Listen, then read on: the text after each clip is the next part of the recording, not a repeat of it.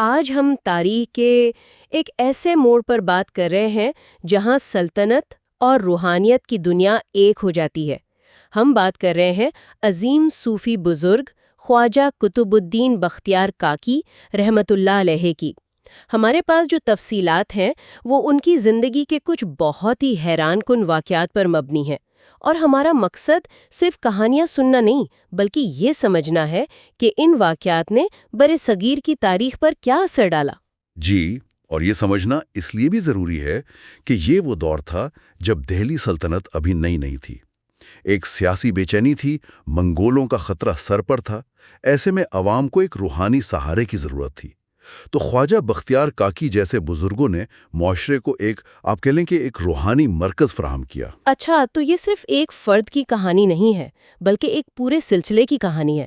جب ہم کہتے ہیں چشتیہ سلسلہ تو اس سے کیا مراد ہے؟ بالکل، چشتیہ سلسلہ جو اپنی سادگی اور سما یعنی موسیقی سے محبت کے لیے جانا جاتا ہے، اس کی جڑیں برصغیر میں انہی بزرگوں نے مضبوط کیں، اور خواجہ بختیار کاکی اپنے مرشد خواجہ معین الدین چشتی کے جانشین کے طور پر اس سلسلے کی شاید سب سے اہم کڑیوں میں سے ایک تھے۔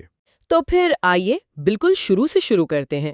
روایت میں آتا ہے کہ ان کی پیدائش سے پہلے ہی ان کی والدہ کو کچھ غیر معمولی تجربات ہونے لگے تھے۔ کہتے ہیں کہ انہیں اپنے شکم سے اللہ کے ذکر کی آوازیں سنائی دیتی تھیں۔ یہ سننے میں بہت متاثر کن ہے، لیکن کیا کچھ لوگوں کے لیے اس پر یقین کرنا مشکل نہیں ہو سکتا؟ دیکھیں، یہ ایک بہت اچھا سوال ہے۔ صوفی بزرگوں کی زندگی میں ایسے واقعات کو کرامات کہا جاتا ہے۔ تاریخی طور پر ہم انہیں لفظ بلفظ ثابت تو نہیں کر سکتے، لیکن ان کا ایک علامتی مطلب ہوتا ہے۔ یہ کہانیاں بتاتی ہیں کہ یہ شخصیت پیدائش سے ہی روحانی طور پر منتخب شدہ تھی، لیکن ان کے بچپن کا جو سب سے مشہور واقعہ ہے وہ ہے ان کی بسم اللہ خوانی کی تقریب۔ یہ بات مجھے واقعی حیران کرتی ہے۔ ایک 4 سال کا بچہ! بتائیے، اس تقریب میں ایسا کیا خاص ہوا تھا؟ جب ان کی عمر 4 سال 4 ماہ اور 4 دن ہوئی تو ان کی والدہ نے ان کے مرشد خواجہ معین الدین چشتی کو بلایا۔ جب خواجہ غریب نواز نے انہیں پڑھانے کے لیے تختی لکھنی چاہی تو کہتے ہیں کہ غیب سے ایک آواز آئی۔ آواز نے کہا کہ ٹھہر جاؤ، ہمارے قطب کی تختی قاضی حمید الدین ناگوری لکھیں گے۔ یعنی ایک غیبی مداخلت ہوئی اور ایک خاص شخص کا انتظار کرنے کو کہا گیا۔ پھر کیا ہوا؟ کچھ دیر میں قاضی صاحب تشریف لائے۔ انہوں نے اس 4 سالہ بچے سے پوچھا، صاحبزادے بتاؤ تختی پر کیا لکھوں؟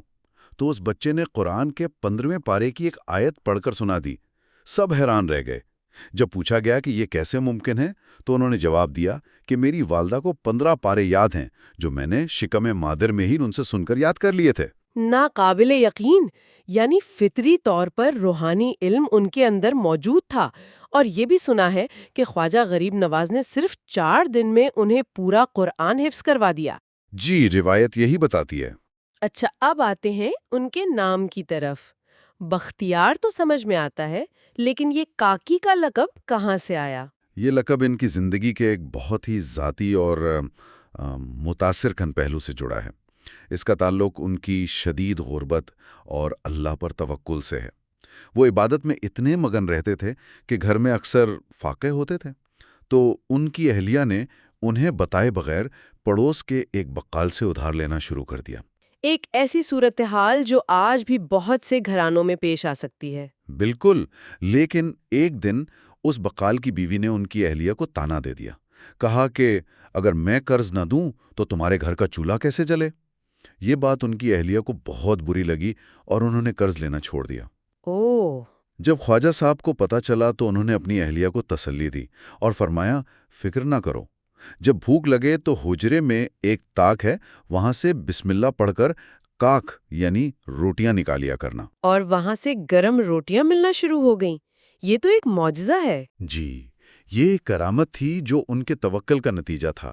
لیکن ہوا یہ کہ ایک دن ان کی اہلیہ نے یہ راز اسی بقال کی بیوی کو بتا دیا۔ اوہ، انہوں نے بتا دیا؟ جی، اور جس دن یہ راز فاش ہوا اسی دن سے روٹیوں کا نکلنا بند ہو گیا۔ تو اس کی کیا وجہ تھی؟ کیا اللہ پر توکل کم ہو گیا تھا؟ نہیں، وجہ یہ تھی کہ صوفیہ کے نزدیک روحانی حال اور اللہ کے ساتھ جو تعلق ہے اسے چھپا کر رکھنا چاہیے۔ جب اس کی نمائش کی جاتی ہے یا اس پر فخر کیا جاتا ہے تو اس کی برکت چلی جاتی ہے۔ یہ واقعہ اسی اصول کو سمجھاتا ہے۔ یہ واقعی ایک گہرا نقطہ ہے۔ توکل اور فکر کی یہی حالت تھی جس نے وقت کے سب سے طاقتور شخص سلطان شمس الدین التمش کو بھی ان کا گرویدہ بنا دیا تھا۔ ان دونوں کے درمیان جو تعلق تھا وہ بھی تو ایک داستان ہے۔ جی، اور یہ تعلق صرف عقیدت کا نہیں تھا بلکہ اس میں ایک گہرا روحانی ربط تھا۔ اس کی بہترین مثال حوض شمسی کی تعمیر کے واقعے میں ملتی ہے۔ سلطان التمش دہلی میں ایک بڑا تالاب بنوانا چاہتا تھا تاکہ پانی کی قلت دور ہو، لیکن اسے صحیح جگہ نہیں مل رہی تھی۔ اور پھر اسے ایک خواب نے رہنمائی کی۔ بالکل، کتابوں میں آتا ہے کہ ایک رات سلطان کو خواب میں نبی کریم صلی اللہ علیہ وسلم کی زیارت ہوئی۔ آپ گھوڑے پر سوار تھے اور آپ کے گھوڑے نے ایک جگہ زمین پر اپنا پاؤں مارا اور وہاں سے پانی کا ایک چشمہ پھوٹ پڑا۔ سبحان اللہ! صبح جب سلطان بیدار ہوا تو وہ سیدھا خواجہ بختیار کاکی کی خدمت میں حاضر ہوا۔ اس نے دیکھا کہ بزرگ پہلے سے اس کا انتظار کر رہے تھے۔ یعنی بزرگ کو اس کے خواب کا پہلے سے علم تھا؟ جی ہاں، انہوں نے سلطان سے کہا، آؤ میں تمہیں وہ جگہ دکھاتا ہوں، اور وہ اسے اسی مقام پر لے گئے جہاں اب بھی وہ چشمہ بہہ رہا تھا۔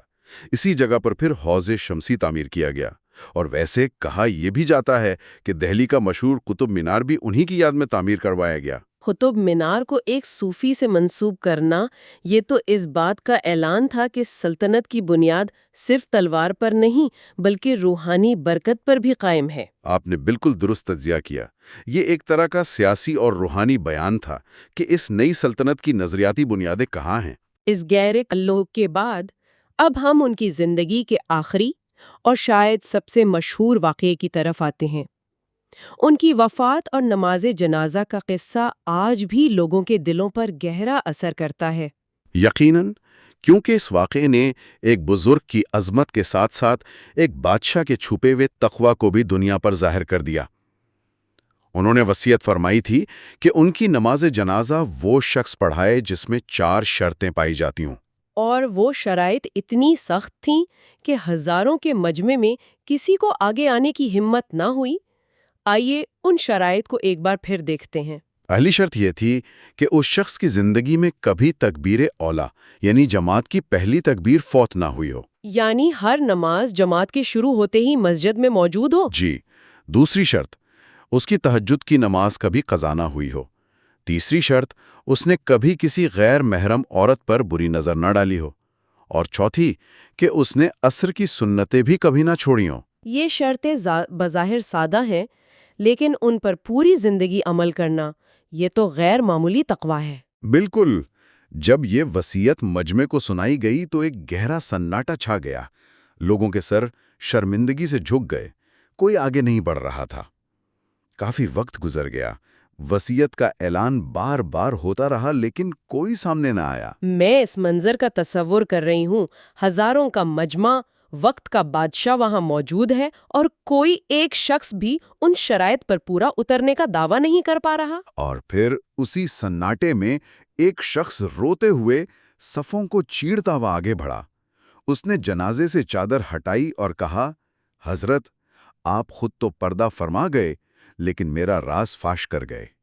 یہ شخص وقت کا بادشاہ سلطان شمس الدین التمش تھا۔ اللہ اکبر!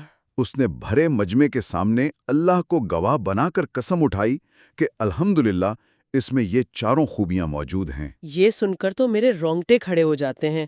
وہ اس بات پر رو رہا تھا کہ اس کی چھپی ہوئی عبادت آج سب کے سامنے آ گئی۔ آج کل تو ہم ایک چھوٹی سی نیکی کا بھی اعلان کرنے میں فخر محسوس کرتے ہیں۔ یہی تو اس واقعے کا سب سے گہرا سبق ہے۔ یہ اس حاکم کے کردار کے بارے میں بتاتا ہے جو ایک سلطنت چلا رہا تھا، جنگیں لڑ رہا تھا، لیکن ساتھ ہی ولایت کی ایک خفیہ زندگی بھی گزار رہا تھا۔ یہ ہمیں سوچنے پر مجبور کرتا ہے کہ اگر ایک بادشاہ یہ کر سکتا ہے تو ہم اپنی زندگیوں میں ایسا کیوں نہیں کر سکتے؟ تو ان کی وفات ایک اختتام نہیں تھی بلکہ یہ ایک نئی شروعات تھی۔ یہاں سے ان کی میراث کیسے آگے بڑھی؟ بالکل، یہ وہ نقطہ ہے جہاں سے چشتیہ سلسلہ صحیح معنوں میں پورے برصغیر میں پھیلنا شروع ہوتا ہے۔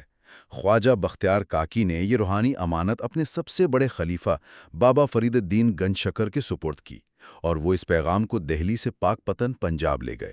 بابا فرید، جن کا نام آج بھی پنجاب کی ثقافت اور ادب میں زندہ ہے؟ جی ہاں، اور بابا فرید نے اس پیغام کو پنجاب کے مقامی زبان میں عام کیا۔ انہوں نے بھی شدید فکر و فاقہ کی زندگی گزاری، لیکن کبھی کسی حکمران سے مدد نہیں لی۔ اور بابا فرید سے یہ روشنی آگے کہاں پہنچی؟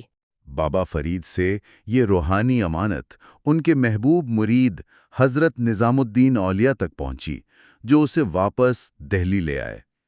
حضرت نظام الدین اولیاء نے دہلی میں چشتیہ سلسلے کو ایک ایسا مرکز بنا دیا جہاں بادشاہ سے لے کر غریب تک ہر کوئی رہنمائی کے لیے آتا تھا۔ تو یہ ایک زنجیر تھی، خواجہ معین الدین چشتی سے بختیار کاکی، ان سے بابا فرید اور ان سے نظام الدین اولیاء۔